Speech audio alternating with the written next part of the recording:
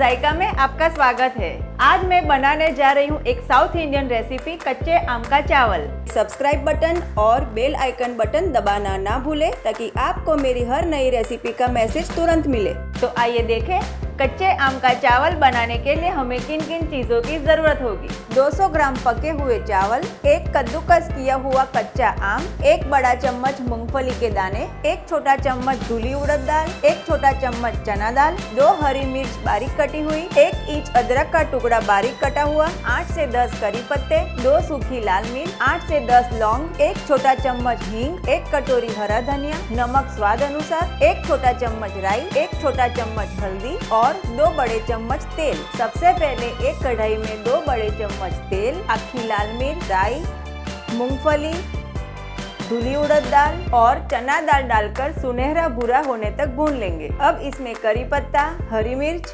अदरक और हींग डालकर अच्छे से मिला लेंगे। अब इसमें कच्चा आम, हल्दी, नमक और पके हुए चावल डालकर अच्छे से मिला लेंगे और ढककर 5 मिनट तक धीमी आंच पर रख देंगे। अब ऊपर हरा धनिया डालेंगे और अच्छे से मिला लेंगे।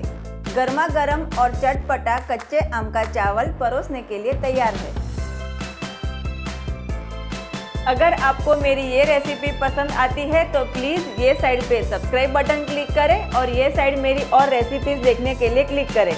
मैं जल्द ही नई रेसिपीज के साथ लौटूंगी। तब तक अपना ध्यान रखें और स्वस्थ रहें।